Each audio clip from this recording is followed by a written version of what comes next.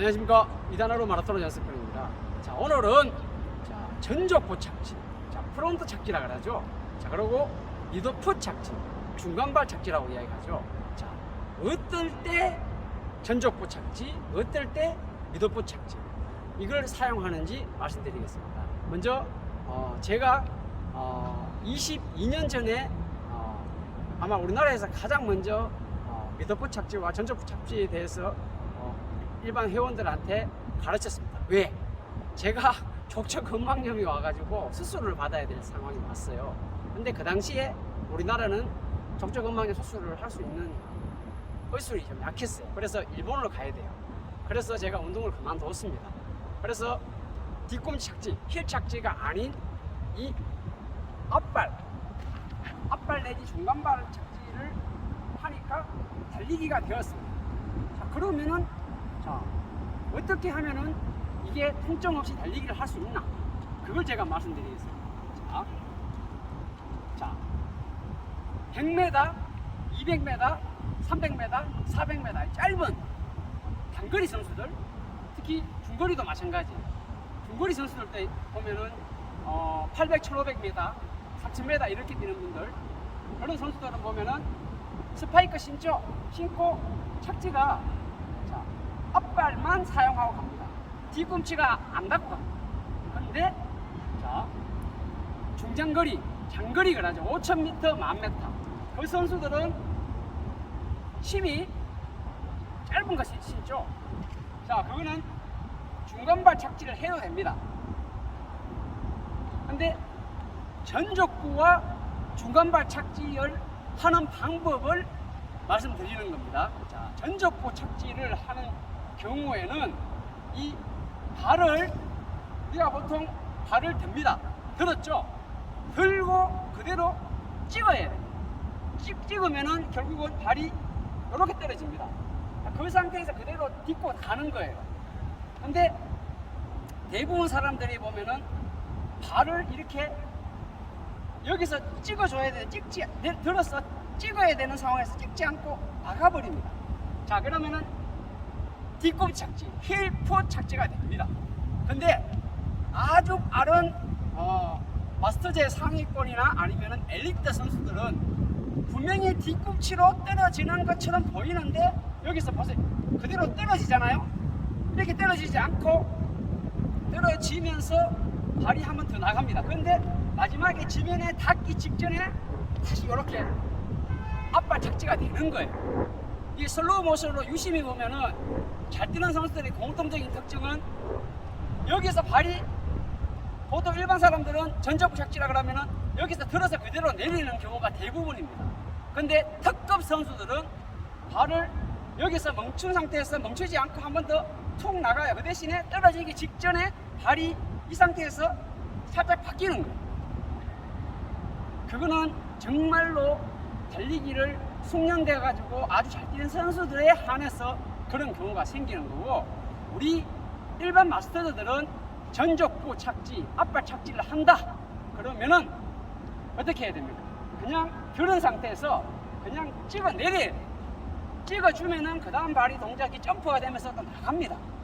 결국은 점프 동작인데 킥을 들고 내리는 동작에서 내가 주력도 안 되고 탄력도 안 되는데 이거를 발을, 욕심이 많아가 발을 앞으로 뻗어버리면은 100% 뒤꿈치가 닿는 거예요. 이거를 줄이는 방법은 아주 쉽습니다. 어떻게? 먼저 걷는 것보다 빠르게 걷다시피 뛰는 달리기, 그런 달리기를 먼저 익히셔야 돼요. 천천히 달리면은 자세를 낮추고, 자, 천천히 아주 천천히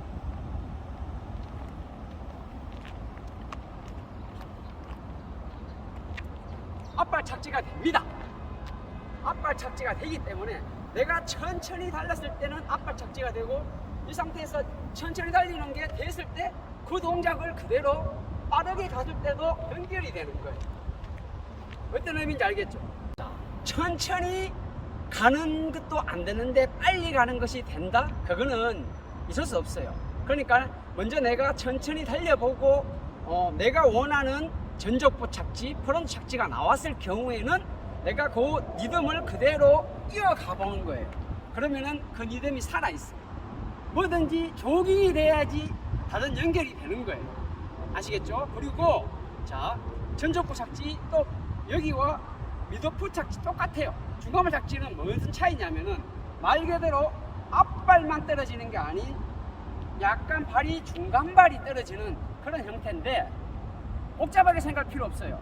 그 리듬을 조정하는 건 뭐예요? 바로 이 상체로 당하는 거예요. 이 무게 중심이 이 상체가 앞쪽에 있냐 뒤쪽에 있냐 이 차이로 가는 거예요. 그래서 짧은 거를 뛸 때는 좀 더 몸을 앞으로 끌고 가면은 이 전족부 착지가 앞발 착지가 더 심하게 이루어지고 내가 이 각도를 상체 각도를 조금 더 뒤로 당기잖아요. 뒤로 조금 당기면은 중간발 착지가 되고 완전히 빳빳하게 서버린다. 빳빳하게 서버린다. 그러면은 힐풋 착지가 돼요. 뒤꿈 착지가. 그리고 완전히 이렇게 뒤로 넘어가면은 심한 뒤꿈 착지가 되는 거예요.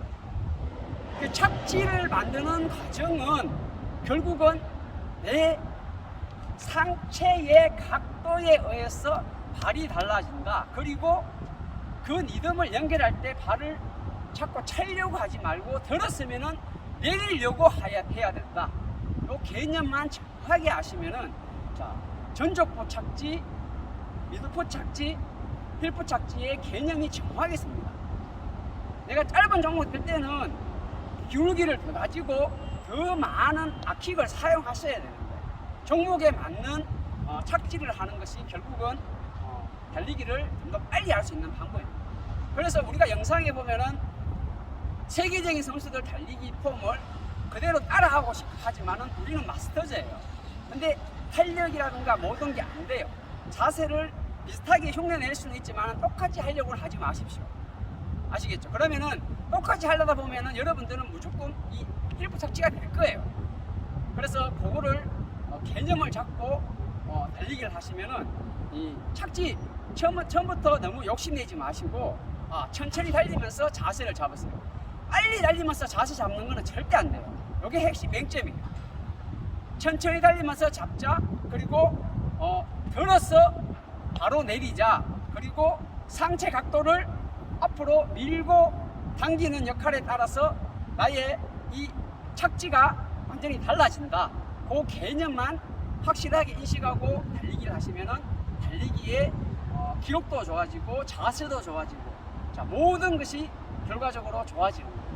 자, 이상으로 전족부 착지와 중간발 착지 그 개념을 어떻게 만들고 어떻게 하면은 나의 기록이 좋아지는지 제가 말씀을 드렸습니다. 자, 시청해 주셔서 감사합니다.